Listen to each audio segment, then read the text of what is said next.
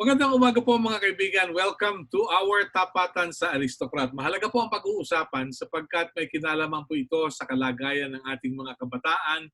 Ano ba ang naging impact ng COVID-19 sa kanilang katayuan? May lumabas po kasing pagsusuri ang International Labour Organization sa tulong ng Asian Development Bank na nagsasabing milyon-milyong mga kabataan sa Asia-Pacific region ang problemado dahilan sa COVID-19 at marami sa kanila ang nawala ng hanap buhay. Binanggit po yung mga sektor na kinawalan ng trabaho ng ating mga kabataan. Nagkataon po na isa ang Pilipinas sa 13 bansa na kinakitaan ng mataas na bilang ng mga nawalan ng trabaho at mukhang mahihirapang magkaroon pa ng trabaho. So ngayong umagang ito, kasama po natin sa ating pagtatanghal si Secretary Noel K. Felongco. Siya po ang lead convener ng National Anti-Poverty Commission. We're happy he found time to be with us today. Kasama rin po natin mga kaibigan ang Executive Director ng Ibon Foundation, ang ating kaibigang si Sunny Africa. At kasama rin natin mula sa National Youth Commission representing the Secretary, yung pinaka-chairman at CEO ng National Youth Commission. Kasama natin si Arian Coronel at si Ginoong Ernest Lucas. So let's start our discussions this morning. By the way, we're also on Facebook Live. I'd like to ask our guest, Secretary Noel Felongco, ano ba yung sitwasyon ng poverty sa Pilipinas ngayon?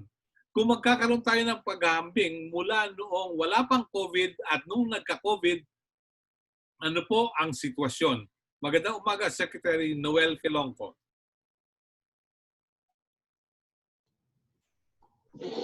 Magandang umaga po. How do you hear me? Loud and clear po ba? Yes, of course. Yes. Good morning, everyone. Doon sa tanong mo, Sir Melo, ano ba ang kalagayan ng kahirapan bago nagkaroon ng COVID at sa ngayon nagkaroon na ng COVID? Una-una, ayon po ang aking data po ay nakabatay sa Philippine Statistics Authority na pinalabas po nila na survey noong 2019, pero ito po ay 2018 na Family Income Expenditure Survey. At lumalabas noong 2018 po ay ang poverty incidence among population sa Pilipinas ay nakapagtala po ng 16.6%. At yan po ay may pagbaba dahil noong 2015 na FEIS or FIES ay nasa 23.3% po. So ibig sabihin, ayon po dito sa data ng PSA ay mayroong pagbaba ng 6.7% sa ating poverty incidence. Okay? Yan po yung among population. Ngayon, sa subsistence naman po ay lumalabas na noong 2015 ay meron pong 9.1% at noong 2018 ay bumaba po ito ng 5.2%. So nearly half po yung pagbawas nitong mga Pilipinos who are experiencing extreme poverty. If we compare 2015, which is 9.1%, at 2018 na 5.2%. Okay? So yun po yung before COVID po, ayon sa PSA. Pagdating po ng COVID ay nalulungkot tayo dahil yung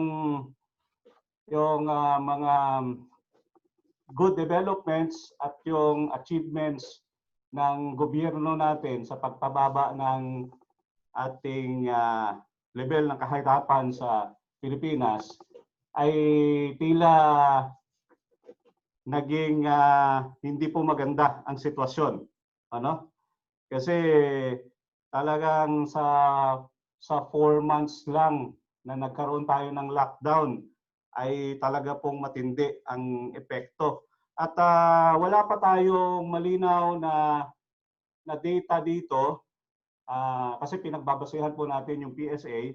Ito po ay estimate lamang po na sinasabi nga na parang bumalik tayo o baka mas sumubra pa tayo sa level ng 2015 poverty incidence, no?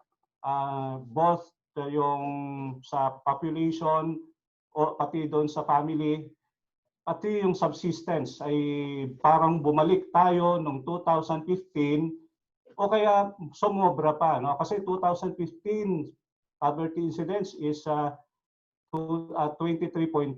Ngayon parang may estimate na nasa 25 to 28%, no? So, yun po ang nakakalungkot na kalagayan ngayon sa ating bansa dahil nga dito sa COVID-19 pandemic at malaki po talaga ang naging epekto sa ating mga lalo pang mga mahihirap na kababayan na lalo pang naghirap po doon sa tinatawag nating lockdowns or community quarantines. Yun po yung sitwasyon natin, Sir Melo.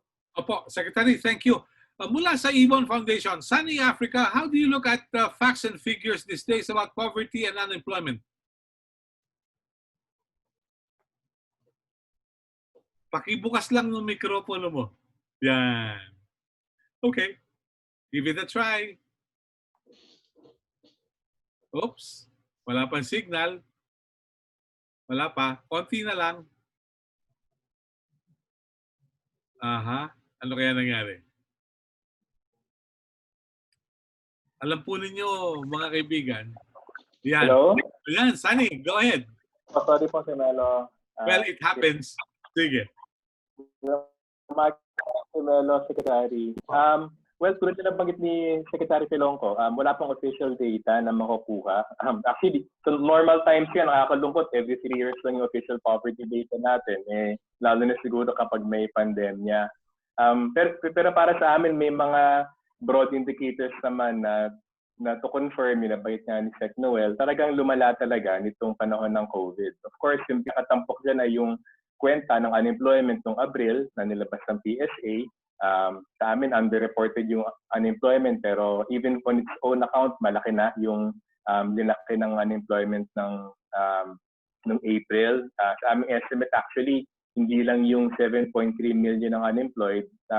Kung dagdag yung mga discouraged workers na mahalaga banggitin na walang trabaho, hindi na naghanap dahil naka-lockdown, at yung mga natanggal dun sa lumang poverty unemployment methodology, actually 14 million ang walang trabaho noong Abril. Tapos yung SWS, hindi actually strictly comparable, pero considering July, yung kanilang report na may 46% na nagsabing adults na jobless, which is 27.3 million, nakita at the very least, dahil hindi naman comparable, at the very least hindi nagbago between April, nung kasagsagan ng lockdown, at July, pagkatapos ng lockdown, at maaring lumaki pa. Of course, yung pinangahawakan namin na estimate sa Ibon ay kung sa official poverty line, may about 3 to 4 million Filipino families na nakapatong na sa poverty line. Kumbaga, within about 10 to 20% of the poverty threshold. So, unfortunately, kung bumagsak yung kita sa buong taon because of the pandemic, marami dun sa over the official poverty line of about, let's say about 3 million households, malaking bahagi din ay natutulak below the poverty line. So sa amin po, ang bottom line, ang initial estimates namin on assuming 10 to 15% income cut nitong 2020, at least 3 million additional families yung matutulak beneath the official poverty line. That's about, sabihin mo kahit conservatively 5 persons per Filipino. Tapos ang gusto na namin ma-highlight, ano po yan based yan dun sa napakababang official poverty line na sa pagkaalala ko, I think 72 pesos per person per day lamang as of 2018. So kung usapin ng official poverty, ang bottom line namin, at least 3 million families siguro ang mapupush below the poverty line itong 2020. Pero kung totoong sense ng poverty, doon kami wala pang estimate. Kasi kung ikaw ay kumikita ng 73 pesos, malamang mahirap ka pa rin eh. Pero unfortunately, hindi siya captured ng official poverty stats. Yeah. Pero given sa situation, may ginawang pag-aaral yung ILO at yung ADB na nagsabing milyon-milyon mga kabataan ang nawalan ng trabaho. Anong impact nito sa ekonomiya at sa kabuhayan ng bawat pamilyang Pilipino? Actually, medyo sensational na pakinggan yung mga lumalabas na reports about the unemployment situation sa atin. Totoo yun eh. Pinakamalala na to sa kasaysayan ng bansa, both in percentage terms at absolute terms. Pero kung pinakamalala ang unemployment sa kasaysayan ng bansa, actually pinakamalala ang youth unemployment. Mas malala pa kasi yung youth unemployment rate ay doble ng official unemployment rate. Yung labor force participation rate nila, ibig sabihin yung naghahanap ng trabaho, ay nangalahati. So, ibig sabihin, much more youth ang unemployed because of the COVID and much less entering the labor force. Kasi nga, sila kakagraduate lang, less in skills, less in network. So alam ko doon sa PSA po, yung official unemployment rate natin ay 17.7%. Yung youth unemployment ay halos 32%. Yung labor force participation rate ay 56%. Yung an average for youth, it's 32%. So basically, yung po yun, more or less, rounding off, doble ang unemployment rate sa youth. That's up until 24 years old. Tapos kalahati ang labor force participation rate. So, bad as it is, it's actually even worse for the youth. Really? Okay. Let's hear from our colleagues, our guests from the National Youth Commission. Siguro si Ernest Lucas can share his views about this. They're also familiar with the report. Ernest, pakibukas lang ng video mo. Yeah. So we can see you. Yes. Ernest? Hello, Op. Yeah, good morning. Good morning po. Yun nga po sa sinabi po ni Sir Africa po na according sa report po ng ILO, sinasabi po na noong April 2019, ang youth unemployment ay nasa 12.9% po. Pero nitong April 2020, na panahon na po ng COVID, pumalo po ito sa almost 32%. Kasi sinasabi po dito na marami po sa mga industriya na apektado ng COVID, yung mga nagsara, marami din dito ang nagtatrabaho ay yung mga kabataan. Mm-hmm. Sinasabi din po na kasi na ang kailangan po ng response natin ay health-centered tsaka sa people-centered ang response natin. So kami po sa National Youth Commission ay magkakaroon ng consultation at dialogue para sa mga kabataan kung ano ang nakikita nilang talagang epekto sa kanila at anong dapat na gawin ng gobyerno para sa kanila ngayon na sinasabing tayo ay papasok sa new normal po. Aha. Okay. Pero ano ba yung sitwasyon ng mga kabataan bago nagkaroon ng COVID? Kung di ako nagkakamali, marami kayong activities, meron kayong mga seminars, meron kayong touching base with the youth nationwide. Ano ang kalagayan ng kabataan before COVID set in?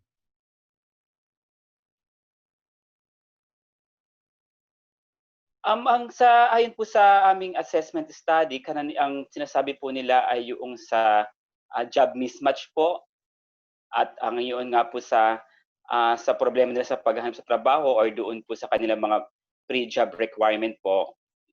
Yun po ang nasasabi nila mga problema din po nila. Yeah. Okay. So nababanggit yun. Mabuti naman kung alam ng mga kabataan yung problema. Pero ayon kasi doon sa pagsusuri, 3 ways sila nawalan ng trabaho. Una, yung job disruption mula sa reduced working hours at layoff, disruption sa edukasyon at training, at ang sinasabi ay yung kahirapang mag-transition from the training or schools to work. Would you agree to that finding of ILO and ADB? Opo, sir, kasi kailangan po talaga nila minsan, di ba, nag-require din po tayo ng training para bago po makapasok. Ang isa po sa naapektuhan nitong COVID at nung lockdown ay yung pag-conduct ng training. Lalo na po yung ginagawa din po ng TESDA na pagka-conduct ng training kasi hindi po pwede yung face-to-face. May mga training po kasi na hindi naman po magagawa ng via online. Mm-hmm. Tama po kayo. Okay. Miss Arian Coronel, how do you look at this situation today? Is there anything that NYC could do at the moment? Please. Yes po, Sir Melo. Actually po, right now, the research team of the National Youth Commission is trying to consolidate our or craft a research study regarding the effects of COVID-19 on the Filipino youth. So isa po sa mga aspeto na tinitingnan namin ay yung economic empowerment nga po ng mga kabataan. Kasi isa po ito sa mga major development areas ng. In fact, based din po dun, susugan ko lang po yung sinabi kanina ni Ernest, na yung economic empowerment, yun po kasi yung term na generally what we term wherein yung employment po kasi kasama dun sa economic empowerment ng kabataan. Ang number one, meron pong 5 na issues na tinututukan kami even before COVID-19 happened. Una po, yung job mismatch or yung youth underemployment kasi ito yung major issue or yung statistical concern natin. Talagang underemployment po yung lumalabas na pinakamalaking problema. Sumunod po yun nga, yung formal and informal work or yung employment arrangement na medyo komplikado para sa mga kabataan. And then yung pag-comprise po ng mga kabataan bilang majority of the poor in the country, wherein yun nga po, significant portions of the country's poor are comprised of the youth. Then inadequacy of entrepreneurship training and capital programs that limit opportunities for economic empowerment among the youth. Tapos finally po, yung social protection seeking behavior na kung saan ay hindi ganun kadami yung mga kabataan na nag-appreciate ng social protection as a major parang safety net sa kanilang kinabukasan. So now that COVID-19 happened, lahat ito ay mukhang mas lalo pa pong lumala yung mga concerns na ito. So kami naman po sa National Youth Commission, bilang kami po ay policy coordinating body at kumbaga gumagawa kami ng programs, but then ang talagang nagsusustain ng mga initiatives na ito ay ang aming mga partner agencies. Nangunguna nga po dyan ang Department of Labor and Employment, sumunod ang TESDA, yan, kasama din po natin sila at ang CHED. So base po dun sa mga concerns na ito, kami po ay, ang primary concern talaga namin is to coordinate policy initiatives. So, kumbaga yung mga policy initiatives na ito, kailangan namin isusog na dapat youth-friendly sila. Ibig sabihin, nakafocus or nakataya yung kinabukasan ng kabataan. So, kailangan yung mga polisiya ay friendly talaga para sa kabataan. So, we need to stimulate the economy. We propose that the economy should be friendly for any initiatives na medyo hindi maapektuhan ng mga ganitong klaseng kaganapan. Like for example, kasi nga sabi nga po kanina ni Ernest, yung services sector malaki yung naging factor, naging effect ng COVID-19. Ang maraming kabataan doon sila nagtatrabaho eh. So siguro ngayon baka mas magandang magkaroon ng opportunities in the agricultural sector for the actually noon pa naman po ay ina-advocate na namin ang youth involvement in agriculture. Sumunod po yung pagkakaroon po ng mga supporting mechanisms para yung mga kabataan maengganyo po sila sa entrepreneurship. Na meron naman po tayong mga batas na sinusundan na ito po ay nasa Department of Trade and Industry naman po na forte. So ibig sabihin parang kami po, ang pinakang task po talaga namin is to advocate policies and programs that will help the youth especially to become more empowered economically. So yun po. Okay. Good. Thank you for the input. Secretary Filonco, binanggit po dun sa pag-aaral kasi na yung mga nawalan ng trabahong kabataan ay naroon sa wholesale and retail, naroon din po sa trade and repair, manufacturing, rental and business services and accommodation and food services. Considering the significant increase in more poor people these days after COVID, it seems your commission will work double time or probably forever. Paano po natin dadaluhan itong mga problemang ito? Yes, Sir Melo, sa mga kabataan talaga ay malaki yung effect talaga ng COVID-19, considering na yung malaki yung portion ng ating youth population. At yung sa labor market din natin, marami rin ang mga kabataan diyan, considering nga yung very young, marami yung young population na meron tayo sa Pilipinas. At sabi nga natin na karamihan sa mga kabataan talaga engaged sa service sector, Andyan yung nasa BPO, yung mga ganyan. At marami pang ibang mga trabaho sa service sector.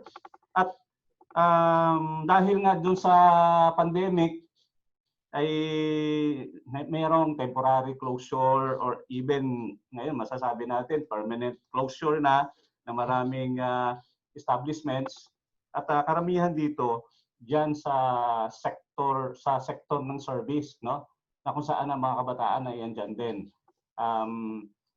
Yun nga yung nakita talaga na vulnerable talaga yung ating mga kabataan kapag yung mananatili ang Pilipinas sa pag-maintain nitong service sector, na ang mga kabataan dyan lang habang may napapabayaan tayong isang sektor. Yun nga yung tinatawag natin yung agricultural sector natin, So yung sa amin sa NAPSI, talagang malaki pong challenge ito. Itong lalong pag yung epekto ng pandemic sa atin, Opo. Pero yung aming matagal na naming ina-advocate, talagang yung kailangan yung pag-develop na natin ng ating agricultural industry, manufacturing sa countryside, Ayun yung tingin namin na kailangan isa talagang precondition yan para makaahon tayo doon sa tinatawag nating extreme poverty. So yung mga kabataan na natin, kailangan meron ng malakas na push ang government, na tumutok doon sa ating agricultural sector, we advocate actually para sa sustainable distribution ng labor force, na from largely informal sector towards the improvement of supply chains in the provinces, therefore strengthening both the agricultural and manufacturing sector. So meron kaming na-craft actually, Sir Melo, na isang policy framework na tinatawag na naming Rapid, Inclusive, and Sustainable Economies, na nire-recommend natin para dito sa new, better normal. So NAPSI pushes for the establishment of localized and modernized value chains, and these value chains are based on the improving of solely kasi ang mga industry natin sa kanayunan, nakikita natin na solely extractive and exploitative industries, so kailangan may value chains diyan at i-improve, wag na yung extractive and exploitative, and local investments shall focus on the improvement of these value chains to directly connect production with processing and manufacturing, increasing demand for skilled and semi-skilled labor and increasing output in the process. Yeah. So yun po, ang may pinupost talaga kami, na actually sinusuportahan namin in principle yung programa ngayon na Balik Probinsya, Bagong Pag-asa, Yung doon sa EO 114, kung hindi po ako nagkakamali. Secretary, let me ask you this. Pardon me, but I'm a bit skeptical because all this will be good in paper. However, considering the bureaucracy and considering the legislature, I would not want to believe that there are politicians who want to keep people poor so that come election time, their 1,000 or 500 peso bill would suffice to buy the votes of the people. If they are not empowered, hindi talaga magkakaroon ng kalayaan makapamili ng matitinong mga tao, mga ito, di po ba?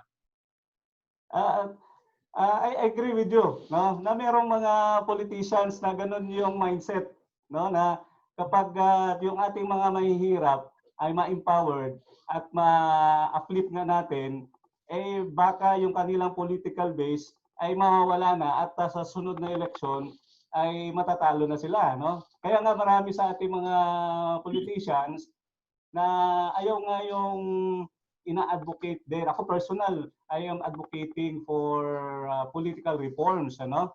Na sana ay makita man lahat natin kung ano yung kagandahan ng mga sistema sa ibang bansa na bakit sila umuunlad ay dahil doon sa meron sila sa kanilang political system, ano? Bakit talagang kapit-tuko yung iba nating mga politiko diyan sa itong kasalukuyan nating sistema kasi ito nga yung parang survival nila sa kanilang mga political life, ano? So isa po 'yon na nakikita natin na may mga ganyang politiko ang mindset na habang merong mahihirap, maraming mahihirap sa aking distrito kaya sa aking municipality or city ay mag-survive ako dito sa larangan ng politika. Pero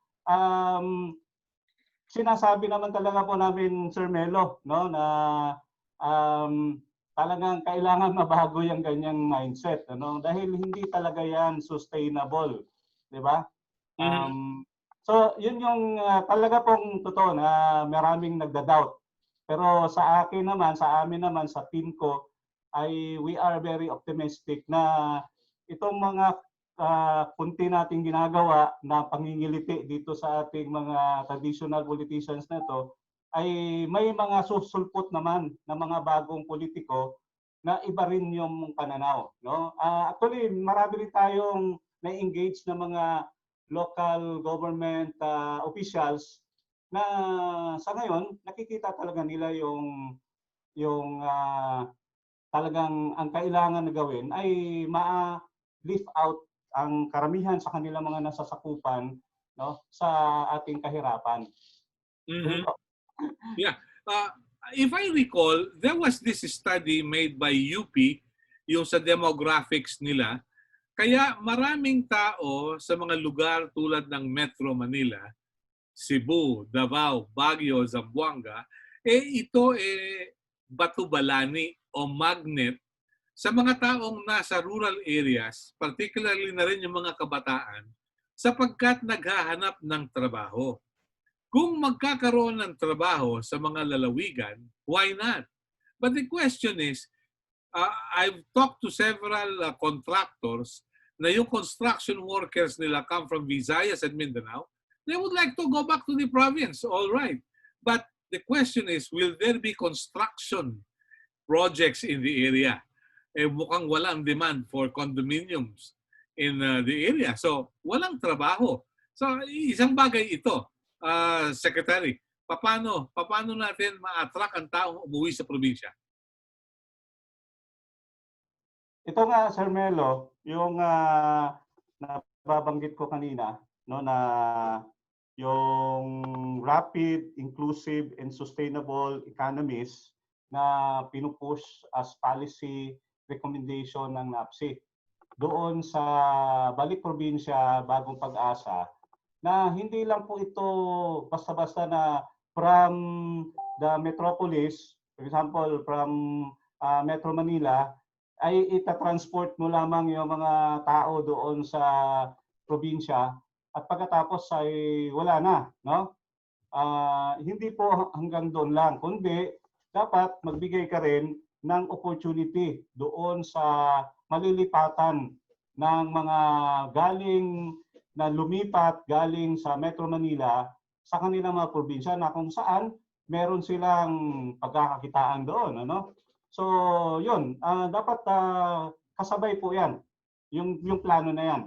So yun po yung aming ini-inject dito, Sir Melo, na dapat merong, di ba, dapat sa pagplano kasi, dapat meron kang short, tapos meron kang medium term and long term plan. So yung long term plan talaga ay kasabay doon sa pag-develop mo ng agriculture mo doon sa probinsya, no? At saka ng industry and manufacturing, no? Ganun 'yon.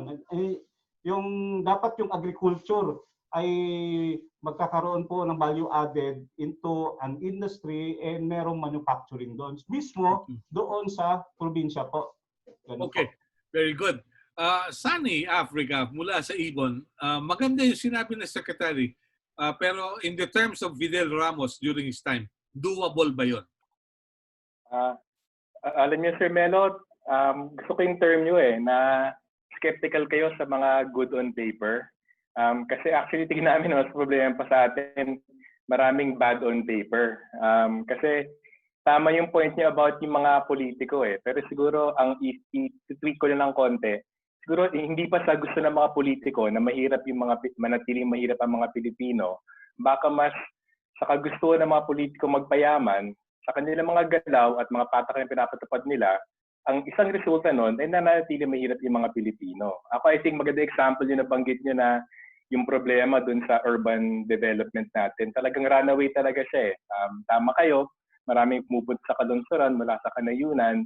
Pero kung sasapulin natin kung anong kadahilan nun, actually nabanggit din ni Sec. Filongco kanina. Kasi walang matinong agricultural at industrial development. Kasi kung mangyayari ay yung mga policy makers natin ay yumayaman galing sa real estate development, malaking incentive nila magpatupad ng mga batas kung saan lalago ang kailang real estate interest, which is all about property values dito sa NCR. So tingin namin hindi coincidental na yung mga nasa tuktok ng politics natin ngayon ay kabilang dun sa mga nasa tuktok ng atrasadong real estate, commercial-driven economy sa halip na agricultural, industrial-driven economy. Ngayon, ako tingin ko yung nabanggit niyo na mapapatupad ba yung mga yan. Well, unfortunately, kaya ako nabanggit na bad on paper kasi nagtatagpo yung self-interest ng mga politiko para payamanin yung sarili nila sa mga tulad ng real estate, mga ampaw na sektor, nagtutugma yun dun sa economic managers natin na binibigyan ng legitimacy yung kanilang essentially self-interest. Kasi economic managers natin, binabasa naman po namin yung mga Philippine Development Plans Bagamat andun palagi ang motherhood of agricultural development. Recently, after Arroyo and Aquino, nandyan ulit yung usapin ng industrial policy. Pero habang nandun yung motherhood statement, yung patakaran para mangyari yon ay ayaw nila patuparin. At tingin namin, yun ang sa ngayon, yun ang usong-usong ngayon sa mga ekonomista in term na binding constraint. So totoo lang, ang pinaka-binding constraint natin sa pag-resolve ng kahirapan sa bansa, yung napakakitid na pag-iisip ng economic managers natin. Sasabihin nila, gusto nila founder agriculture at industriya, pero pinanghawakan pa rin nila itong mga patakaran ng liberalisasyon na inuurungan na ng mga bansa tulad ng US, China, all across Europe, all across Latin America. So kumbaga, huling-huli na sila sa apat na dekada ng globalisasyon, inuurungan na ng mga malalaking makapangyarihang bansa ngayon, pero pinanghawakan pa nila. Tapos isang example ko po dyan yung Bayanihan 2. Nandun lahat yung mga motherhood statements, tama naman, tulungan yung mga mahihirap, tulungan yung mga empresa, maganda actually yung emphasis nila sa agrikultura. Pero kung at the end of the day, 165 billion pesos lamang ilalaan mo para dyan, dahil sa ating economic managers wala tayong pera, nababara siya. So sa amin, nagtatagpo lang yung self-interest ng mga politiko dun sa bad on paper na patakaran ng mga economic managers. Okay. Ngayon ko na-realize, there is wisdom in what that sitcom called 6 O'Clock News mentioned. Ang sabi dun sa 6 O'Clock News, welcome to the Philippines where there are only two problems, the rich worrying of their wealth and the poor worrying of their poverty. Parang ganun yata yung sitwasyon, ano, Sunny? Ganun nga ba? Teka. Ito lang, I doubt na nag-aalala yung mayaman sa kayamanan nila. Alam nila, the government has their back.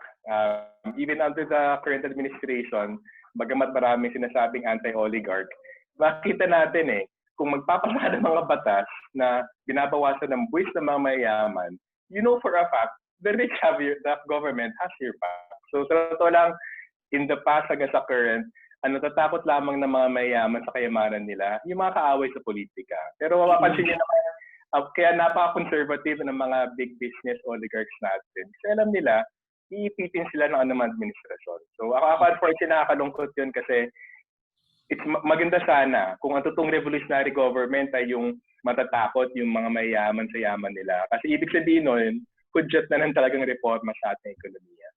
Okay.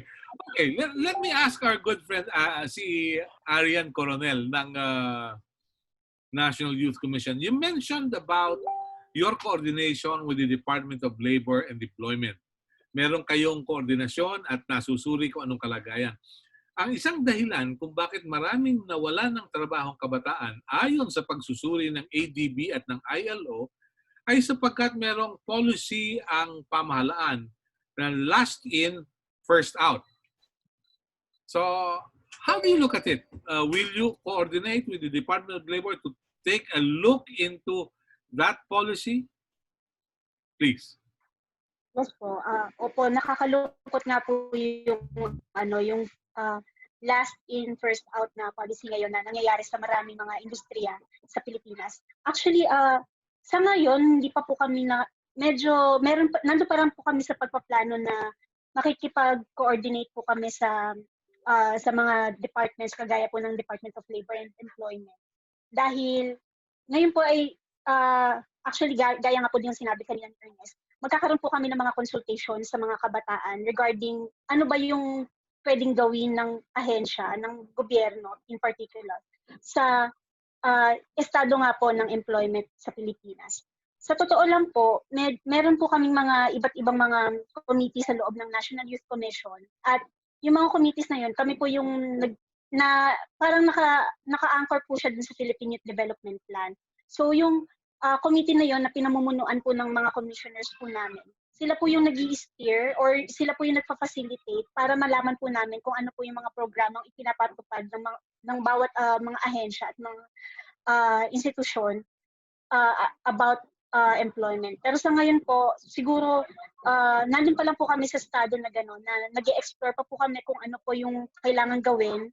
Meron po kami mga coordination with International Labor Organization at mga iba pa pong mga kumukontak po sa amin para sa aming mga inputs on economic empowerment. And yun, sa ngayon po, yun po, nandun po kami sa state na yun. Sa inyo po ba sa NYC, anong consideration ninyo? Sino ang kinikilala ninyong mahirap? Ano yung pamantayan ninyo? Baka doon tayo nagkakaiba. Sa NYC naman po kasi, sinusundan po namin kung ano yung national ng mga poor. Iba-iba din po kasi kami ng categories na tinitingnan ng mga kabataan. So isa po yung marginalized sector sa mga subcategories ng kabataan. Tinitingnan din po kasi namin yung mga persons with disability, yung mga kabataan na nasa mga indigenous peoples group, so mga ganun po. Pero basically, kung ano po yung definition ng ng kahirapan sa Pilipinas, yun din naman po yung aming sinusundan. Okay. Ernest, mula sa iyong pananaw, paano matutugunan o gaano na katagal mahirap yung mahihirap talaga? Nest? Hello, Nest? You're still there? Mababalikan natin. Sige, wala si Nest. Secretary, sa NAPSI, kailan po natin sinasabing mahirap ang isang tao? When do we say that a person is poor? Yes, sir. Ang atin pong pinagbabasihan dyan ay yung definition mismo ng batas na 8425, no? Na kung sino yung mga mahihirap. Una-una, sila po yung ang nasa income approach pa actually, no? Dahil yun yung naging method ng pag-measure kung sino yung mahirap, ano. Una sa definition doon sa income level na kung ang isang tao o isang pamilya o o 5, no, ay mababa ang income nila doon sa naiset na poverty threshold, national poverty threshold, sila po ay kinoconsider na mahirap. No? Yung national poverty threshold natin ngayon, sinet po ng gobyerno o ng PSA sa 10,000, kung hindi ako nagkakamali, 10,700 something plus, no? Na income, kapag bumaba ka dyan, ay you're considered mahirap.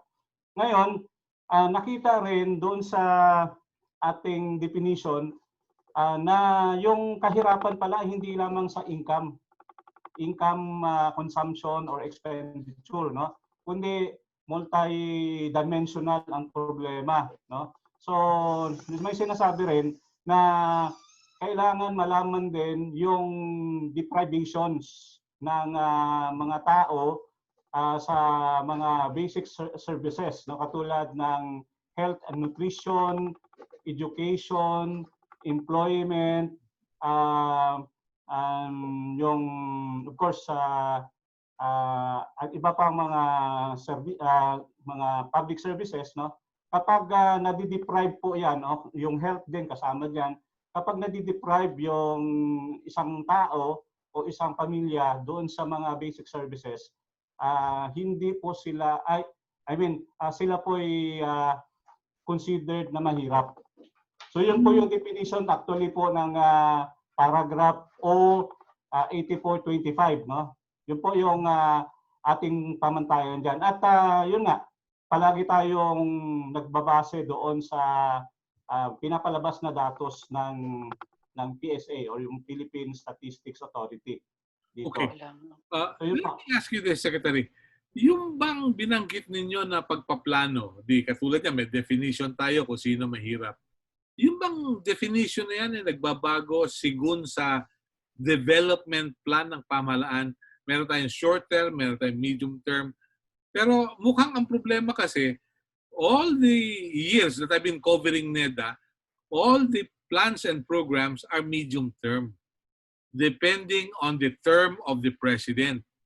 Yung Ambition 2040, yan ay leftover ni Noynoy na sinakyan ni Secretary Pernia, ginawang bago yung interpretation, Ambition 2040. So, tama yun. Kung meron kang long term, palagay ko, we can set the standards or parameters kung anong takbo natin, Secretary.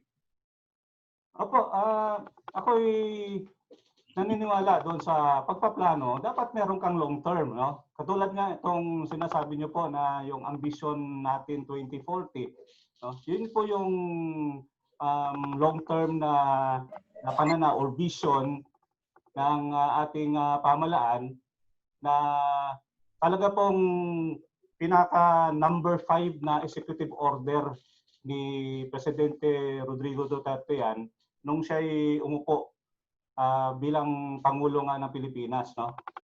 Yung kanyang long-term vision para sa Pilipinas na sana yan ang ating pagbabasihan sa paggawa po ng mga talagang concrete na plano at pag-implement nito mga concrete plans. Aha. Okay. Hindi po ito yung long-term plan ni Bobby Brillante, ha? Hindi yun. Yung ambition yung ambition na natin 2040. Okay. Mabuti na maliwanag. Baka mamaya doon tayo mapunta. Sani, your reaction bago tayo magbalik doon sa mga taga-NYC natin at mga kapatid sa media. Sani, your reaction please. Sige po. Sa amin po, napakahalaga yung usapin ng paano yung pag-define ng poverty. Nasa poll ni Sec Filonco na yung usapin ng kita ay kulang na kulang talaga. Di ba? Kasi nandun yung aspeto ng may sapat ka bang kalusugan, edukasyon, yung bahay na iniuwian mo ay maluwag ba siya, may facilities ba siya, at iba pa. Siyempre, dagdag din siya yung mga vulnerability kung ikaw ay nasa lugar na may digmaan, etc. So marami talagang aspeto yung kahirapan.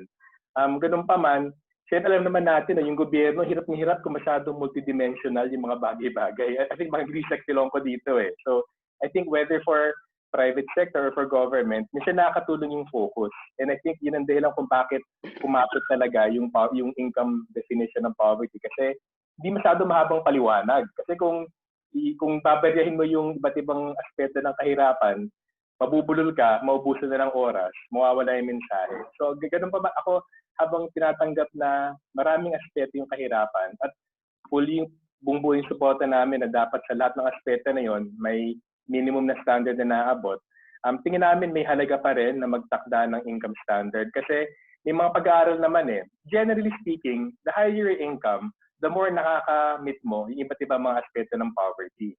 So parang may kahalagan pa rin yung income na panukat. Sa ganung punto, tingin namin yung pinakailangan ma-resolve sana at baka makatulong yung National Anti-Poverty Commission dito, kailangan maging mas ambitious talaga tayo. Kung binanggit yung Ambition 2040, sa totoo lang, walang ambition kung ating ambition lamang ay umangat over 10,700 pesos a month ang isang pamilyang Pilipino. Kasi kung may 11,000 ka, seryoso, mahirap ka pa rin So para sa amin, yung totoong Ambition 2040 at yung dapat isalamin dun sa bawat Philippine Development Plan, lalo na yung na-update ngayon, ang isang susi doon, iwasto yung definition ng kahirapan. Kasi kung mananatili yung 10,700 pesos per family yun per month, katumbas sa amin yun about 72 pesos per person per day. Kung low ambition, garantisado low results. So para sa amin, para marali talaga yung gobyerno, mahamon yung lahat ng ahensya na gawin ng lahat para sugpuin yung kahirapan, maganda siguro magtakda tayo na mas mataas na poverty threshold. Kasi kung mataas ang poverty threshold, ibig sabihin, yung mga hakbangin, mga solusyon nyo, medyo mas mataas din. At para mas may chance na maabot yun kaysa kung napaka-low, low ambition yung poverty threshold. At sa amin, isang magandang panghawakan. As of yung pinaka-latest na nakuha namin na microdata, unfortunately sa 2015 pa to, pero malamang hindi nagbago kahit nasa 2018. 2 sa 3 Pilipino ay malamang hindi pa umaabot ng 25,000 pesos per month yung kanyang pamilya. At para sa amin, mas siguro, mas reasonable yung gawing poverty threshold ay more or less 25,000 pesos per family per month. Halip na yung 10,700. So kumbaga, walang masama na aminin na marami hindi pumapasok dun sa poverty. Sorry, hindi masama aminin na 2 sa 3 pamilyang Pilipino hindi umaabot sa poverty threshold na yon. Actually, pag yun, kumbaga pag-set ng high ambitions, high targets para sa gobyerno yun. Naka-mute kayo, Sir Melo? Sani, paano inaatado ng isang pamilya na may 72 pesos sa maghapon yung kita sa pagkain at pangangailangan? Meron ba kayong pagsusuri nun? Actually, even yung PSA, mayaman naman yung database ng kanilang Family Income Expenditure Survey. Sa pinakamahirap na pamilyang Pilipino, which is actually majority ay mababa yung level of income, yung pinakamalaking bahagi ng budget ay nasa pagkain.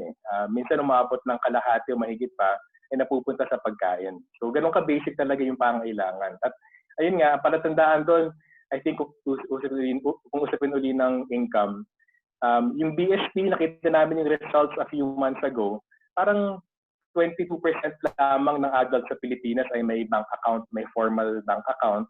Tapos nag-ulat na may savings sa pamilya, parang 1/4 lang yata, parang about 33%. So kumbaga nakita natin, ang laking bilang ng mga Pilipino, napaka-vulnerable kasi ang baba ng kita nila. And tingin namin, dahil ang baba ng targets ng gobyerno para dun sa income na kailangan nila, para umangat sa kahirapan. Okay. Pero alam mo, Sani, meron akong request sa iyo na sa mga susunod nating edisyon, pwede bang pag-aralan din ninyo sa Ibon based on government facts and figures, ano yung impact ng overseas employment sa ekonomiya in a particular community? Because as of last week, 144,000 Filipinos have been repatriated by the DFA. Ano ang impact nito? Sapagkat about 8 or 9% of the GDP and the GNI comes from foreign remittances. Palagay ko magandang pag-aralan nyo yan. Actually, pag-aralan na namin yan at hindi nang batayan na ang tagal na, mula kasi pumasok ko sa Ibon, pinupo na namin yung overseas Filipino worker export policy. Kasi ang bottom line doon, tanggapin natin, malaking ginhawa, malaking tulong sa bawat pamilyang Pilipino na may OFW sa pamilya. Laking tulong sa kanilang kita yon. Pero napaka-short term na pag-iisip yun kasi actually medyo na indirectly nabanggit ni Sec. Filonco kanina. Kung walang trabaho sa agrikultura at industriya, kahit may pumapasok na pera, ano man ginhawa nararamdaman ng individual ng pamilya, hindi nasasalimin sa pag-unlad ng ekonomiya.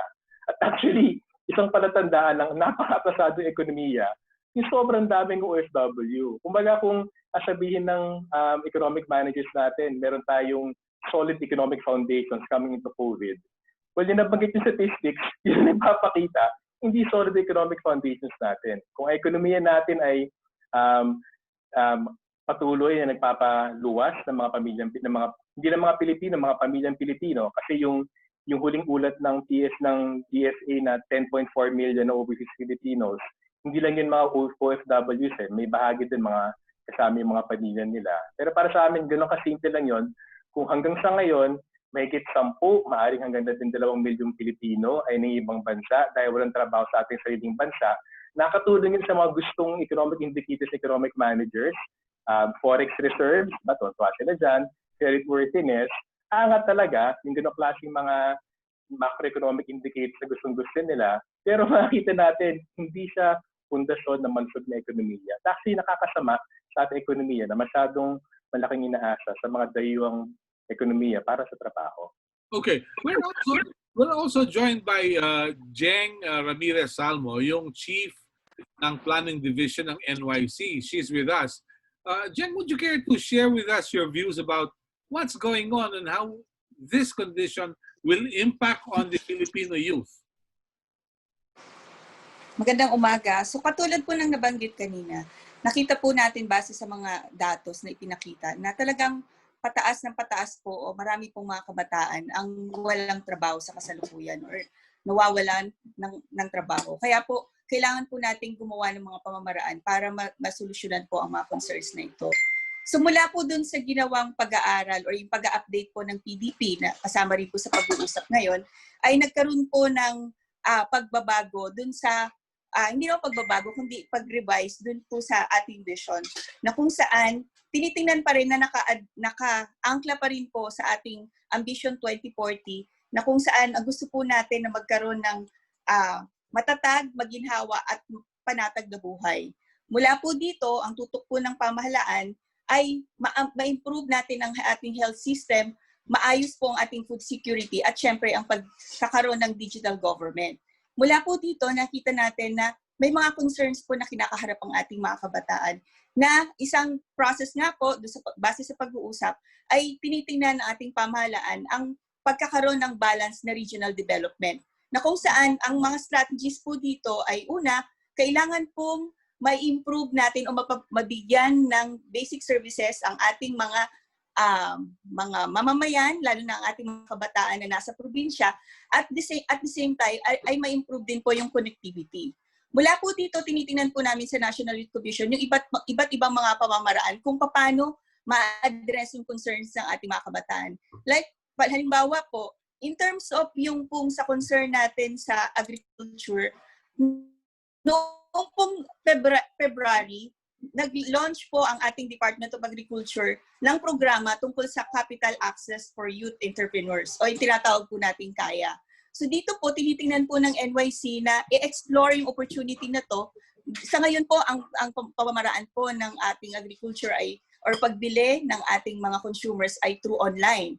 So tinitingnan po natin dito na through online, yung ating mga kabataan, kung matitrain po sila kung paano po yung process ng pagsisell, yung pagiging isang entrepreneur, pwede po nating tingnan yon na strategy na i-train natin sila.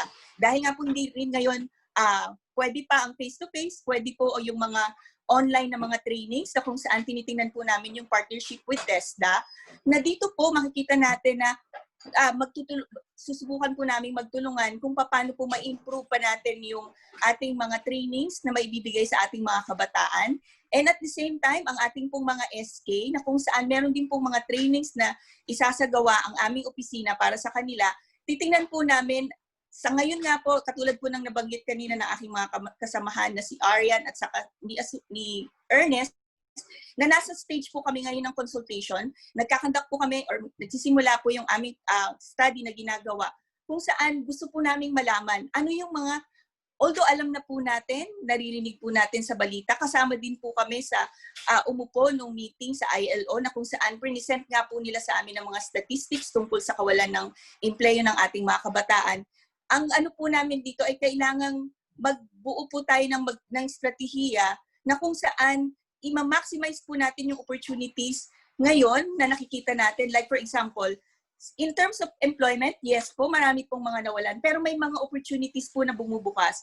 Like for example po yung sa business industry. Yung delivery po ngayon, nakita po natin sa international level, naglabas na po sila ng facts and figures na ang Amazon. 100,000 po ang kanilang mga pangangailangan para sa delivery services. So tinitingnan po rin natin itong opportunity sa ating mga kabataan. In terms of health, ngayon po, actually, ang tinitingnan po natin na pag naipasa po ang batas tungkol dun sa ating tungkol sa COVID-19 response ng government, marami pong pangangailangan para sa mga contract tracers na siyang binibigay pong task sa DILG. So tinitingnan po din namin na syempre kailangan din po yung safety ng ating mga kabataan. Kailangan may proper training na maibigay sa kanila. Pero isang employment opportunity po to na magandang tingnan din po. So, alam natin na may mga concern sa kawalan ng trabaho, pero may mga opportunities po na pumapasok na magandang i-explore po natin para matugunan din po natin yung issue tungkol sa kawalan ng empleyo ng ating mga kabataan. Okay. So, yun po. Mabuti po kung gano'n. At least may pag-asa tayo. Meron tayong aasahan. May ginagawa ang gobyerno. Yung kasi isang problema, sabi nila, pag walang pinagkakaabalahan ng kabataan, malaking problema yan.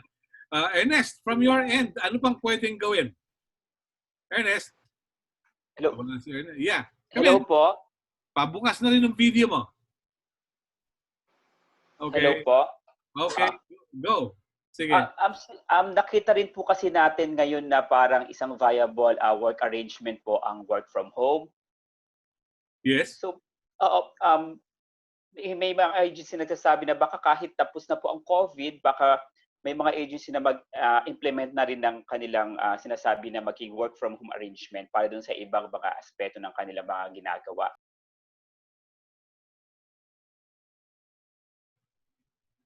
Nawala.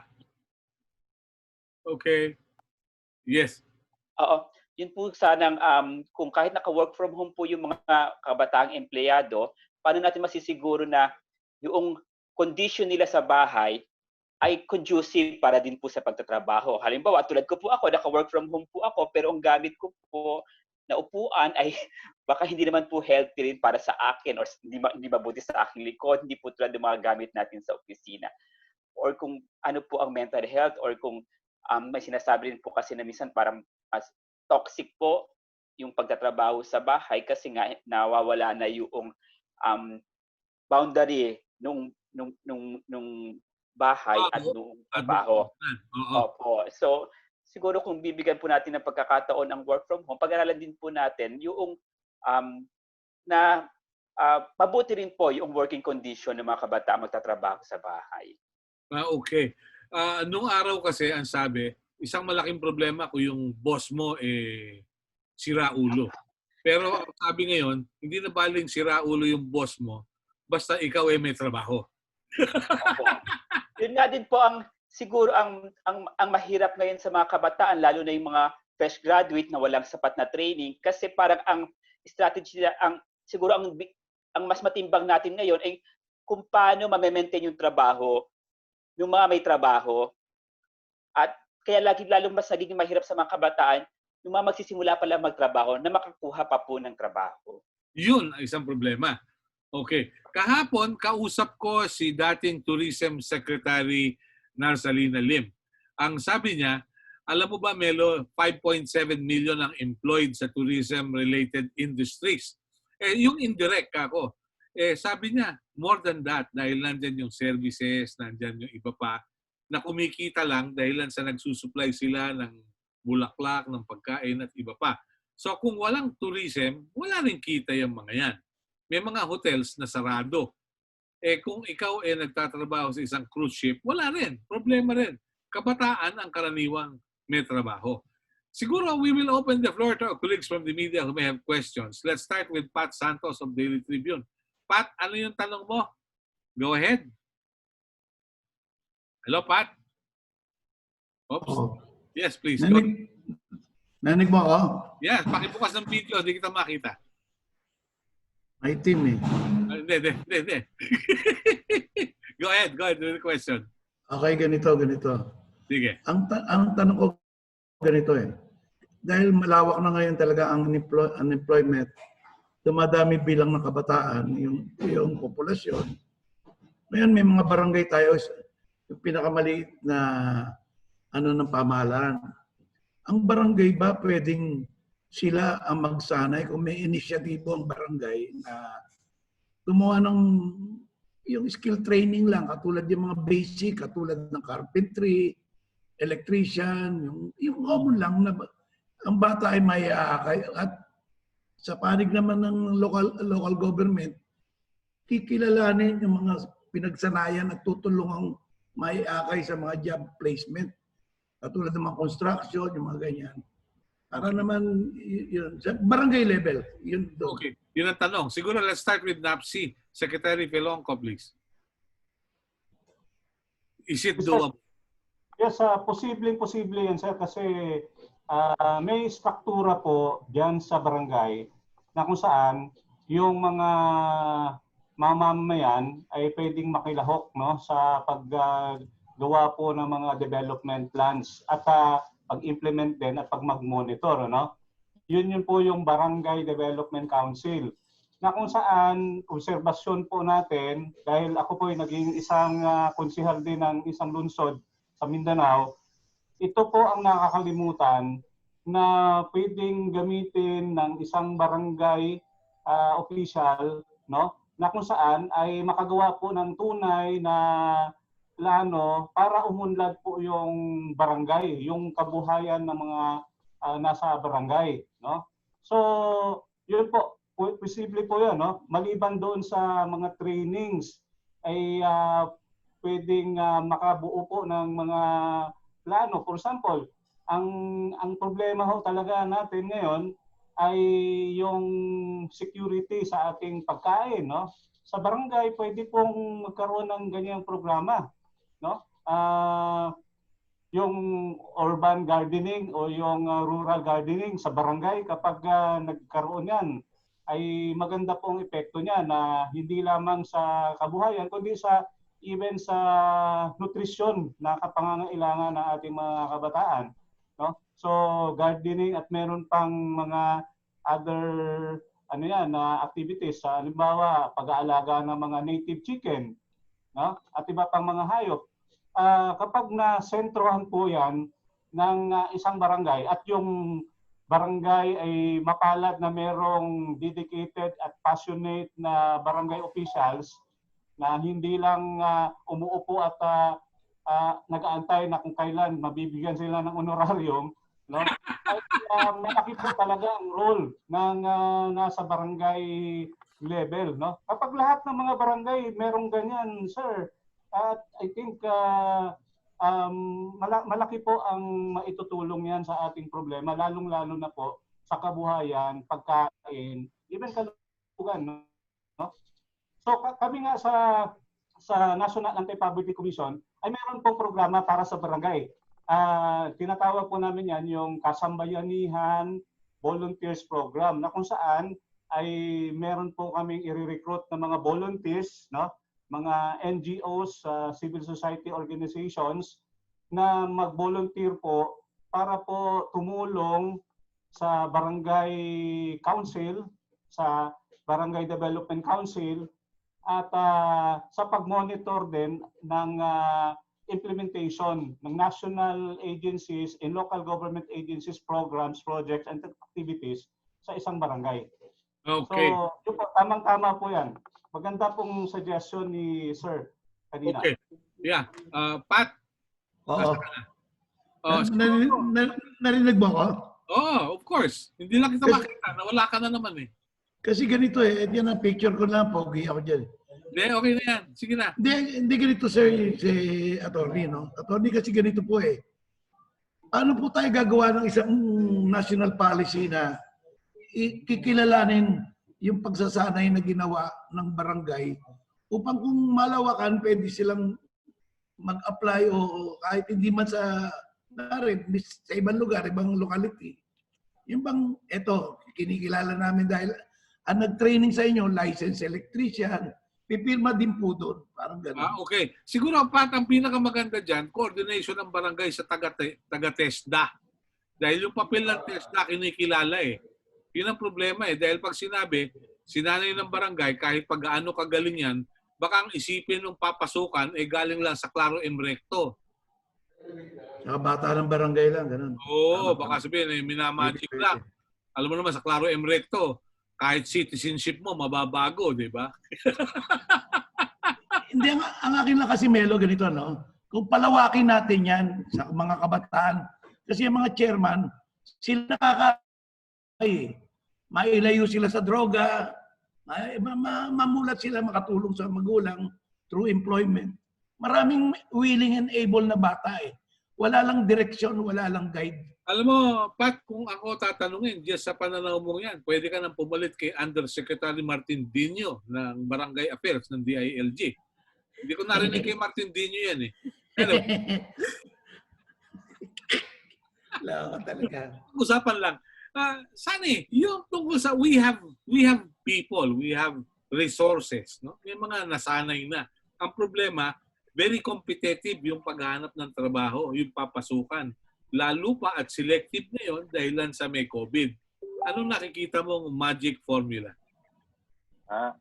Well, actually, may dalawang aspeto tingin namin, no? Una, mag-refer ako dun sa nabanggit niya na ni Pat sa pagtanong. Yung development, parang bibingka siya eh. Kailangan may init sa baba, init din sa taas. So I think tama yung Bibingka. bibingka, di ba? Kailangan talaga, meron mula sa taas, meron mula sa baba. So yung coordination talaga, I think, susi yon. Pero yung gusto namin ma-raise sa punto doon, ano man yung ginagawa sa baba, kung walang sapat na suporta mula sa taas, may hangganan yun eh. So yung, maganda yung mga nabanggit ng mga proposals, pero kumbaga bottom line, kung kulang ang suporta mula from national government, na may pinakamalaking kakayanan mag-ikom ng rekurso, i-allocate siya dun sa mga sektor o mga lugar na kinakailangan, ano man ang pagsisikap ng pinakamatinong barangay captain, mabibigo siya eh. So para sa amin, kaya gusto namin magandang halimbawa yung Bayanihan 2 kasi yung suporta dyan sa LGUs, parang hindi po maabot yata ng 9 billion pesos eh. 3.5 billion pesos lamang ang LGU support sa Bayanihan 2. So parang isipin niya yun, 3.5 billion pesos out of 165 billion peso stimulus package. Sa ekonomiya na halos 2 trilyon ang mawawala. Hindi lang yung contraction from last year, maging yung hindi nakamit na economic growth. Parang wala yung suporta mula din sa taas para makagalaw yung sa baba. Yung second po sa magic formula, ito yung nakakalungkot eh. Kasi ang laki ng binibigyan na din ng sa approach na tulungan yung mga empresa. At actually kinalimutan na yung mahihirap. Yung cash subsidies, una tinipid na yan at ang bagal bago na ibigay siya ng panahon ng lockdown. Pero ngayon nang wala ng lockdown, contingent pa yung pagbibigay ng subsidyo kung magda-lockdown sa inyo yung mga barangay. Mali doon kasi yung tamang formula para paguluhin ng isang ekonomiya, sila may suporta sa negosyo, pero may support rin dapat sa merkado nila. Kasi ano man din mo suporta sa negosyo, kung walang pambili yung mga komunidad, hindi gulong yung negosyo eh. So para sa amin, lalo sa kalagayan ng Pilipinas na sobrang dami nasa informal sector. Actually, makakatulong talaga sa informal sector, lalo ni mga talaga micro-enterprises natin, bigyan ng pambili yung mga mahihirap para paikutin nila sa local na ekonomiya. So sa amin, yun ang medyo missing ngayon. Of course, dagdag ko na lang din, maliban sa kailangan balansyado, yung suporta sa empresa, dun sa suporta dun sa mahirap na pamilya para may merkadong empresa, kailangan lakihan yung pondo. Hindi talaga uubra yung 165 billion pesos na Bayanihan 2 proposal dun sa lawak at lalim ng problema kinakaharap natin. Okay. Sam Mediavilla, may tanong ka? Go ahead, Sam. Sam? Nawawala si Sam. Sir? Yes, Sam, go ahead. Mag-inquire lang ako. Nabanggit po ng World Health Organization na expected tumagal ng 2 years yung impact ng COVID-19 sa buong mundo.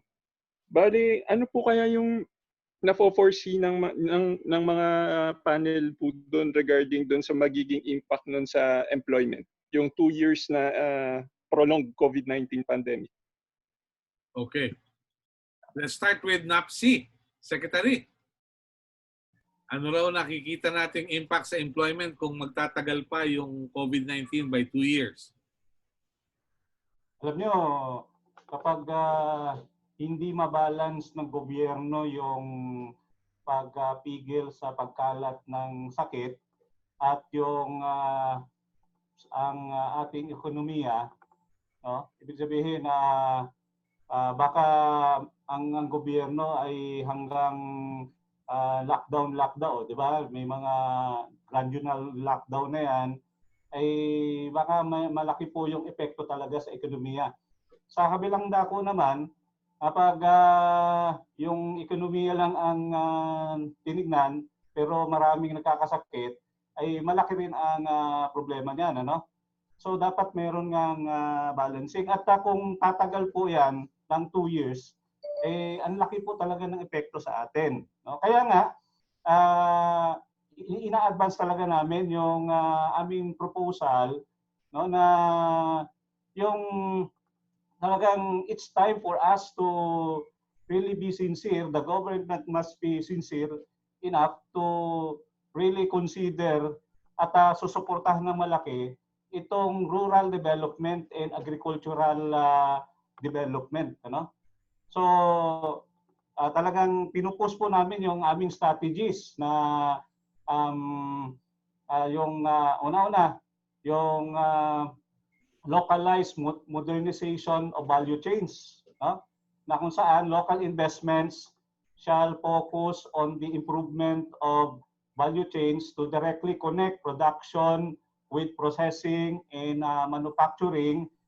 Tapos siyempre dahil dyan ay magkaroon po ng demand, malaking demand sa skilled and semi-skilled labor at mag-increase po yung output in the process. Pangalawa, yung pag-usapan na rin yung land access and food security, no, towards food sovereignty, no, dahil kapag 2 years yan may pandemic, hindi po natin masisigurado kung meron pa bang bigas na willing na ibibigay yung Vietnam at Thailand or other countries na kung saan tayo nag-iimbak ng bigas, no?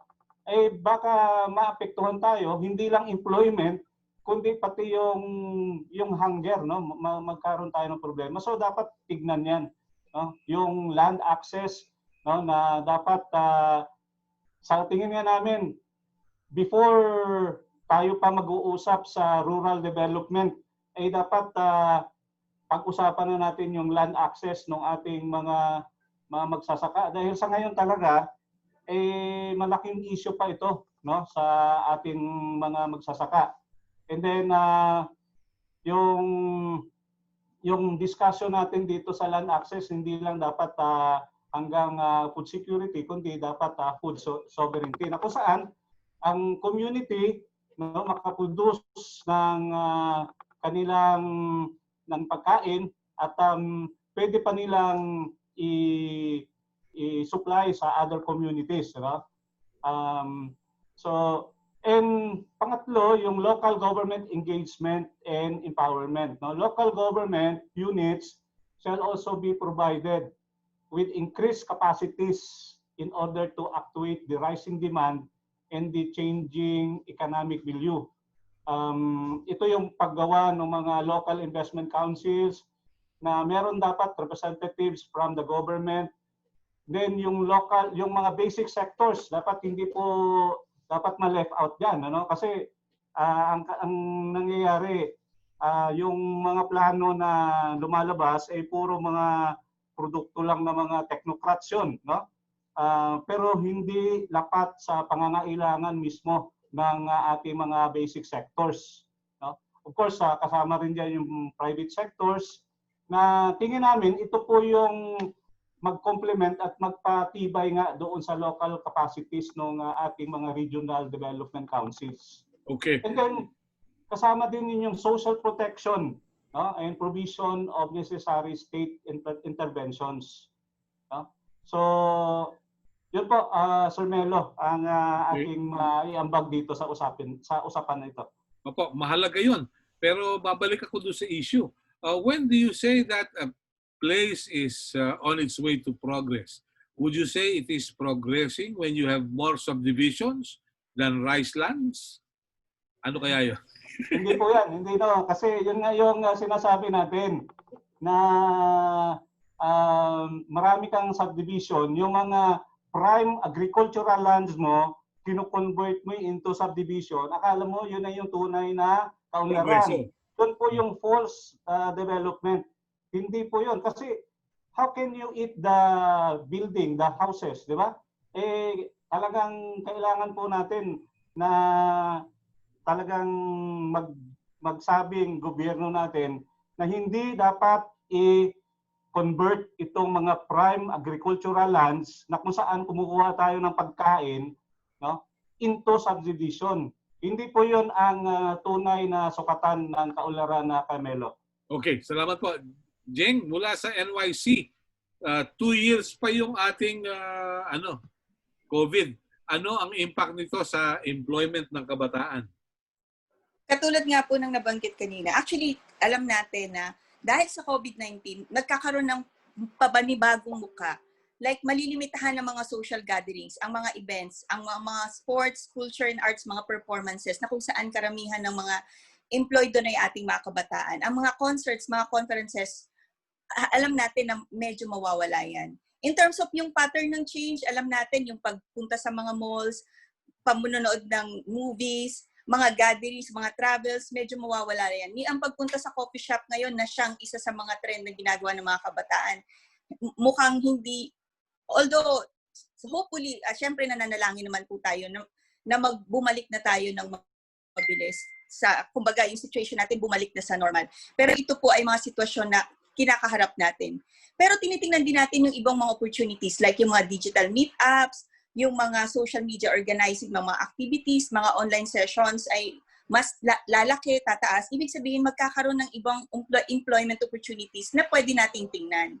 Halimbawa po, in terms of yung mga nakikita nating mabubuksan or actually, bukas na po, pero mas pinopromote pa rin po natin yung pag-access ng ating mga kabataan in terms of employment. Like yung sa mga government entities, marami pong mga opportunities ngayon na employment sa government na magandang i-encourage din po yung ating mga kabataan na mag-apply. Kung mapansin niyo po, actually, last week, nagbukas po ang ombudsman at iba pang mga government agencies ng kanilang mga opening. At sabi ko, katulad din po na nabanggit ko kanina, yung mga contact tracers, na mga kabataan ay pwedeng maka-access doon, ay nagbubukas po. In terms of yung mga non-profit organizations, nanghihingi rin, syempre in terms of development work, kailangan po na din iyon po ay isang employment opportunities din na magandang tingnan. Sa healthcare, alam po natin, although risky po at kailangan natin talaga ng akma at tamang training para sa ating mga kabataan. Pero ito po ay isang opportunity din na magandang tingnan na mukhang nangangailangan po ng maraming nurses at mga researchers regarding dito na pwede pong, kumbaga kailangan mag-shift din natin. Lalo na sa pamamagitan ng pagbibigay ng tamang trainings through online, hindi nga po pwede yung face-to-face. So, isang opportunity po ito. Yung biotech at pharmaceutical, may mga opportunities po dyan din na magandang tingnan. At syempre, yung angulo nga po na sinasabi ko kanina, yung sa business service, yung mga businesses na bago, like ngayon po, hindi po pwedeng magpunta ng mall, pero like ako po, more on ang pamimili ko ngayon through online na walang face-to-face contact. So, yung pinapa-deliver ko po. So, may mga nagdi-deliver po. So, may mga bagong opportunities po ng employment na magandang tingnan. At yun po yung maganda ring, given yung reality na yan, kailangan po talaga ng magandang pagpaplano. At sabi nga natin, sa mga kabataan, babalikan ko lang din po yung sinabi ni Sir, yung regarding sa barangay, kung paano rin makakatulong yung ating mga kabataan, paano sila magkaroon ng mga trainings at opportunities. Meron pong plano, lalo na po yung ating mga SK na siya pong pinaghahandaan din ng NYC.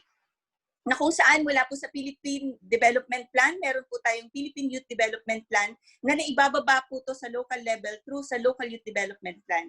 Na kung saan yung ating mga SK ay ini-encourage, actually required po sila na magkaroon ng magandang plano paano yung mga kabataan ay magkaroon ng magandang trainings, ma-address yung mga concerns na kinakaharap nila. At kung ito po sa employment, ano po yung mga magandang strategies na pwedeng gawin nila. So may mga ganun po na yun po yung magandang paghandaan natin. Okay. So sa amin po sa NYC, sinisimulan po namin. Actually, mamaya pong hapon, meron din kaming discussion regarding doon kung paano kami gagawa ng mga strategies para po ma-address yung concern natin. Lalo na po sa unemployment po. Very good. Salamat po. Tani, 2 years. Ano impact? Sir, meron siguro sa premises lang, no? Sa totoo lang, hindi na yung pandemya yung primary problem. Kasi nandiyan na siya eh. Kumbaga, hindi lang ang Pilipinas, iba't ibang gobyerno, buong mundo, kinakaharap na yung pandemya. So para sa amin, hindi na yung actually yung primary problem, kundi paano ba nag-responde yung gobyerno sa harap ng ganyang classic uncertainty at pagtuloy-tuloy ng problema.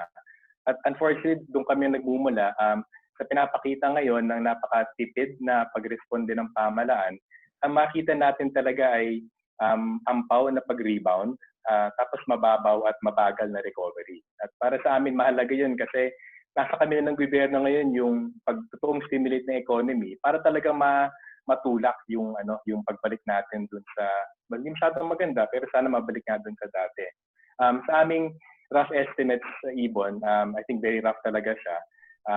Kailangan natin i-qualify yung paggamit ng statistics. Kasi halimbawa, konting paliwanag muna, yung youth unemployment, yung bilang ng employed youth, bumagsak ng 2.3 million nitong April.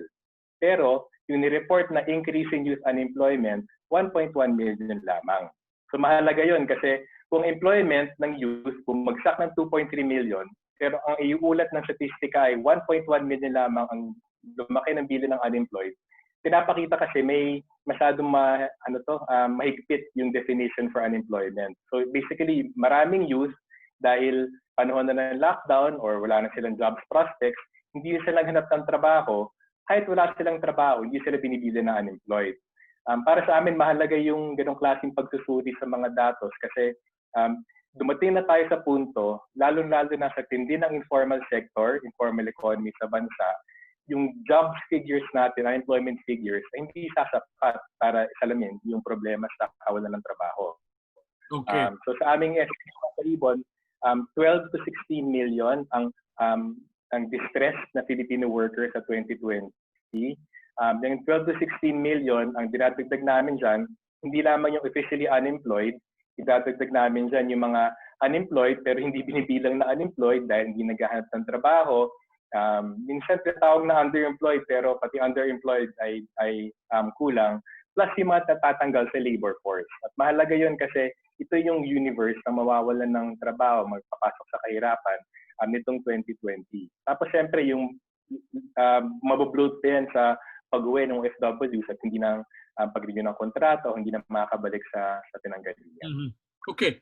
Maraming problema pala, no? Anyway, I'd like to greet Mr. Avelino Zapanta of Philippine Airlines and Sea Air. Isa siya sa mga nanonood ngayon. At si General Eric Paraino, dating Division Commander ng 2nd Division. At si Malu Mariano at si Leo Rivera mula sa Estados Unidos kasama si Jose Esquela. Pat, ano yung tanong mo bago tayo magpaalam? Pat? Go ahead. Ganito. Sige. Itong nakita natin yung paghigpit ng palipat-lipat ng tao, yung mga influx ng migration, lalo na sa urban, nagsisiksikan. Siguro ang gobyerno pwede bang gumawa ng policy na yung, alam mo, may mga dahilan bakit umaalis. Minsan na-involve sa yung gera-gera sa mga Mindanao. Tsaka, yung iba naman, pinabayaan naman yung iniwanan na yung bukid. Dahil wala nang patubig, wala nang suporta. So, nagsisiksikan na lahat dito. Ngayon, kung mapapairal natin na ituloy-tuloy na yung sistema na yon kung saan yung regional development na yon, aalamin ang mga tao na aalis para hindi na iwanan ng kanayunan at saka ang bukirin na magiging source ng pagkain natin. Yun yung akin eh. O yung sistema, kung pwedeng kinisin pa, kung saan mapipigilan yung tao mag-migrate, mas mahirap din naman yung pupuntahan nilang buhay sa Maynila eh. Pakalat-kalat, magsaside ka, biglaan na lang. Yung biglaan na lang, basta mabuhay lang, makaalis lang, masabi lang na nagpa-Maynila. Ano ba na, yun. Okay. Anybody can comment. Maganda yung punto mo, no? All right. Alam mo, Pat, ang sagot dyan eh, nandun sa pagsusuri ng UP demographic. May ginawa silang survey at padadala ko sa iyo yung link. Pero very little ang nagsabi na kaya sila umalis sa kanilang lugar eh gawa ng peace and order at insurgency at secessionist movement. Ang karamihan ng nagtutungo sa matataong lugar eh dahilan sa naghahanap ng trabaho. Ang problema kasi nagkakatrabaho lang pag eleksyon, pangangampanya at iba pa. Pero we will devote another edition for that. May tanong daw yung ating kasamang si Sam Medevilla. Sam Mendinilla. Sam, go ahead with your question. Please, go ahead. Sam, asan na yung tanong? Kay Sir Africa lang. Sige. Yung mag-inquire lang po ko regarding po dun nabanggit kasi initially ng government na by third quarter expected na raw mag-start yung V-shaped recovery. After, ang condition nun, dapat nagkaroon na ng stimulus package na pasa na raw yung bayanihan tulo. Pero ngayon, matatapos na yung August, pero hindi pa rin napapasa yung batas. Hindi pa rin na-start yung stimulus package. Feasible pa rin po ba ma-achieve ng government yung V at mga other quarters na po next year at saka sa last quarter ng 2020 na yun pwedeng ma-achieve? Well, para sa amin, natural na magkakaroon ng bahagyang rebound. The fact na hindi na tayo naka-ECQ, makakita talaga yun ng konting-konting rebound nitong third quarter tsaka fourth quarter. Pero yun nga, normal yun kasi nga na-list na yung hard lockdown natin ng ECQ. Ganun pa man, sa bagal ng pag-responde ng government in terms of yung pagpasa ng stimulus bills, lalo na yung bayanihan 2, ang problema hindi lang naagapan yung pagsara ng mga negosyo. Even dun sa formal sector, I think banggit na ni Sir Melo kanina sa ulat ng DOLE, about parang over 3 million na yung distressed workers from flexi work saka mga temporary closures. Pero labas pa doon, nakapag-ulat na sila ng 160,000 na I think unemployed from retrenchments saka actual na closures. Ngayon, para sa amin, yun ang nakapagpadala dito sa sinasabing letter V. At most letter U ang mangyayari sa atin because nga sa bagal ng pag-respond ng government sa stimulus. Kasi yung mga nagsara mga negosyo, hindi automatically maka-resume naman yan.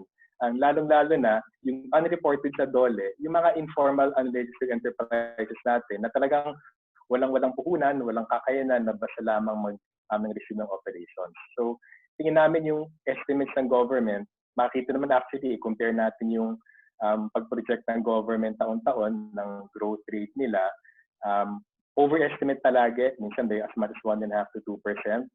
Economic growth ay bumabagal na for the last 3 years, wala pa yung pandemya. So yung nakita kong huli, parang 7 to 8% na growth for 2021. May bahagi dun ay dahil dun sa rebound, dahil nagmumula ka sa hard lockdown, pero mababaw yon at hindi actually tatagal. At malamang hindi maabot actually yung 2021 na estimates nila. Okay. Last po si Melo, gusto namin mag-raise ng concern dun sa build. Kasi sa initial reports, nakikita natin na malaking part ng stimulus ay inaasahan from 2021 sa build. Tingin namin, ang malaking problema doon, marami sa mga projects ay import dependent para sa materials, equipment, contractors, baka even workers. So I think dapat suriin ng gobyerno kung gusto niya ma-stimulate yung local economy, mas mainam yung mga napaka-import intensive at actually capital intensive na infrastructure projects. Siguro ipaubaya muna dun sa mga contractors. Ito i-move na lang sa subsequent years at bigyan ng priority yung mas domestic stimulus. Domestic enterprise para sa amin, yung paglaki ng mga cash subsidies para sa mga mahirap na mga pamilya. Okay. All right.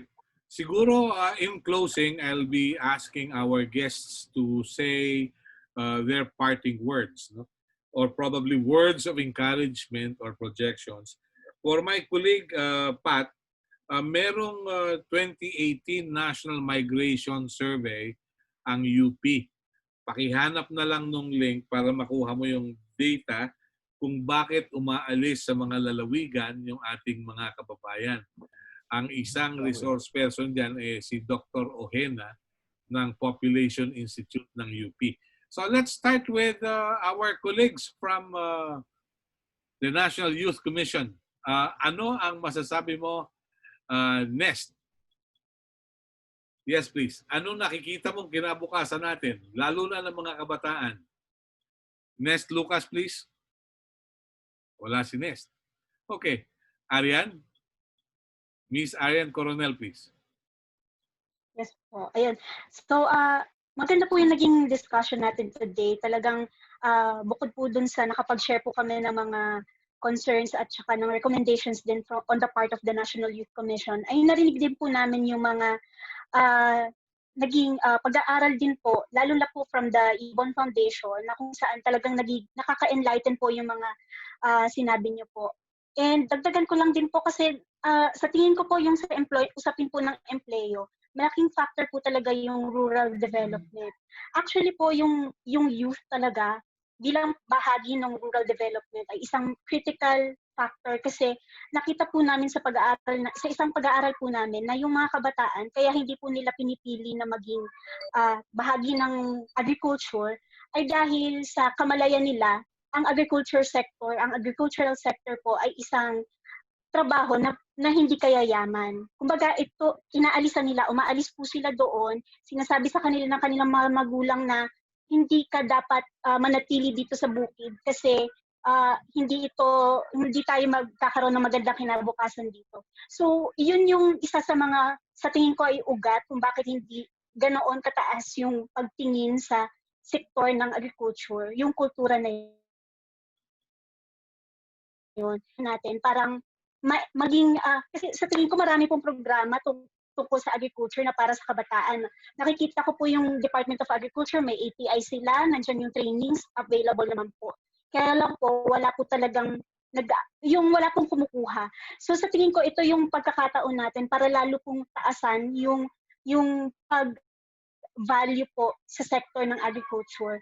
Lalo ngayon na talagang wala eh. Ito po yung isa sa pinaka-viable talaga na employment stimulus para sa atin. At saka economic stimulus din po para sa atin. So yun lang po. Salamat. Nest, from your end. Ernest? Nawala na si Ernest. Jeng, kayo po naman, anong masasabi ninyo? What will be your parting shot this morning? Ayan. Katulad po ng mga nabanggit natin, napakalaki talaga po ng problema natin in terms of unemployment ng ating mga kabataan. Pero sabi nga natin, tingnan natin yung mga opportunities na pwedeng gawing solusyon. At salamat po dun sa mga inputs na binigay po ng ating mga kasama ngayong umaga. So sa amin po sa NC, katulad na po na nabanggit sa inyo kanina ni Arian, meron po kaming ginagawang pag-aaral. Bagamat alam po namin, nakita na po namin yung mga datos mula sa ILO at napapanood din po namin yung mga issues and concerns na nababanggit sa TV. Pero para po magkaroon kami ng mas malalim na pag-ugnayan sa ating mga kabataan, nagsasagawa po kami sa kasalukuyan ng isang pag-aaral na kung saan ini-encourage po namin yung mga kabataan na ang edad po nito ay 15 to 30 na makilahok, makibahagi dun sa ginagawa po naming situational online survey regarding sa kalagayan ng ating mga kabataan para mas maging strategic din po yung aming pamamaraan. Yung mga nabanggit po namin sa inyo kanina, yung na-share po ni Ernest, ni Arian, ako po ay mga possible solutions po yun. Pero maglalabas po kami ang NYC ng estratehiya na based po dun sa aming pag-aaral na gagawin. So, sana po, mag-join po, makilahok po yung ating mga kabataan sa pag-aaral na ito. Sagutin po, in short, sagutin po sana yung aming questionnaire. Kung ano po yung suggestions nila, ano po yung mga nararamdaman nila, ano yung mga nasa isipan nila ngayon sa panahon ng pandemya. Kami po ay nanghihingi ng suporta para sa gawain na ito. Salamat po. Thank you. All right. Sunny, mula sa Ibo. Well, para sa amin po, Sir Melo, magmula tayo kung nasa na yung youth natin ngayon, no? Kung kumpara nga dun sa aggregate figures, yung youth unemployment ay doble, yung youth labor force participation ay kalahati. So pinapakita lang nun, napakalaki ng stake ng mga kabataan natin sa matino, makabuluhang stimulus program para makabangon ng ekonomiya. Para sa amin, masyado maraming invisible unemployed at distressed Filipinos dun sa mga statistika. Pero hindi naman kailangan bilang statistika para malaman na nandun sila. So para sa amin, yung mga hakbangin ay fully support kami. Yung mga hakbangin ng napakaraming grupo. Harapin yung krisis sa pangkalusugan, dagdag natin dapat yung napitinsalang access to education sa pakuluan ng paghahanda ngayon ng DepEd at yung kawalan ng sapat na stimulus. Tingin namin sana sa lalong madaling panahon, sana maharap yun. At ang laki ng tiwala namin na kung yakapin lamang ng gobyerno, ng pamahalaan, yung tindi ng problema, marirealize niya, napakaraming pwede niyang gawin para hanapan ng solusyon yung mga ito. Salamat po. Thank you very much. Secretary Noel Velonco, this won't be the last interview we will have. May we have your thoughts on what to expect from the National Anti-Poverty Commission? Yes, una-una, Sir Melo, nagpapasalamat ako sa pag-imbita sa akin sa tapatan sa aristocrat na programang ito. Papasalamat din ako sa mga inputs na kuha ko ngayong umagang ito galing kay Sir Stanley, sa ating mga kasamahan sa NYC at even sa mga kapwa, mga membro ng media, no, na kasama natin ngayon dito. I-plug in ko na yung napaka-importanteng programa ngayon or activities ng National Anti-Poverty Commission. Ito po yung isang monitoring and evaluation tool, survey tool na gagawin po namin. No, dahil nakita nga talaga namin na itong COVID-19 crisis ay naka-apekto ng malubha sa ating mga marginalized, oppressed, and mga mahihirap na kababayan dito sa bansa. No? At ito pong survey na ito, tawag namin dito Post-Distribution Monitoring Survey Tool, ay ang kanyang purpose po ay to gather information and generate insights on the appropriateness, effectiveness, and immediate outcomes of government response sa COVID-19. No? Lalong-lalo na dito po sa pagmamahagi ng social amelioration